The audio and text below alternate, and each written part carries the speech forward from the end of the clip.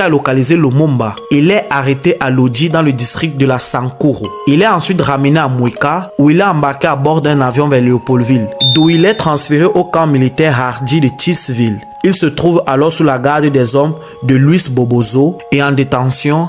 Il est sauvagement torturé. Le 17 janvier 1961, sous ordre de la Belgique, Patrice Lumumba et deux de ses amis, Maurice Polo et Joseph Okito, sont conduits par avion à Elisabethville au Katanga et livrés aux autorités locales. Lumumba, Mpolo et Okito sont conduits sous escorte militaire dans une petite maison, reculée, éloignée de la population où ils sont ligotés, humiliés et torturés par des responsables katangais dont Moïse Tchombe, Godefroy Munongo, Évariste Kimba, Jean-Baptiste Kibwe et Gabriel Kitenge, mais aussi par des Belges, le capitaine Gatt et le commissaire de police Vercher. Ils sont ensuite fusillés le soir même vers 22h45 par des soldats sous le commandement du capitaine Gatt. L'information est transmise à Joseph Kasavubu et à Mobutu. Afin de se laver de l'histoire, la Belgique met sur pied une grande campagne de désinformation. En effet, dès le lendemain matin, les journaux et radios belges et congolais traitent Lumumba de traître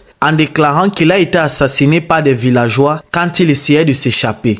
Voici tout d'abord un aperçu de nos principales informations. Le traître Lumumba et ses codétenus Okito et Mpolo se sont évadés la nuit dernière de leur lieu de détention au Katanga.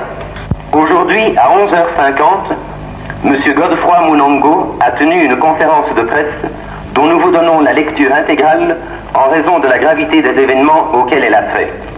La propagation de ces fausses informations déclenche une grande révolte parmi la population paysanne qui prend les armes sous la direction de Pierre Moulele, partisan de Lumumba et ancien ministre de l'Éducation. Les paysans conquièrent près de 70% du Congo avant d'être écrasés par l'armée de Mobutu, soutenue par la Belgique et des mercenaires sud-africains. À la suite de cet incident, la Belgique décide d'effacer toutes les traces de son forfait. Une opération est alors menée par des agents secrets belges pour faire disparaître les cadavres. Les corps sont découpés et dissous dans l'acide. De Lumumba, il ne reste que 2 dents que le Belge Gérard Soet emporte fièrement avec lui en Belgique. Eh ben, on a coupé les corps à morceaux. Enfin, ils ont été enterrés 2 fois, hein. Mais alors on les a coupés en morceaux, on les a brûlés. On avait aussi une énorme quantité de l'acide qu'on met dans les batteries des voitures. Et dans ça, on a donc la plus grande partie des corps a été dissous. Oui. Et alors le reste, on a brûlé. Hein. Mais il fallait faire ça sans que les Noirs le voient. En pleine forêt. C'est aussi un problème, ça. Vous êtes là à 2, nous étions 2. Et on devait faire ça tous à nous-mêmes. Enlever les 3 corps de la terre.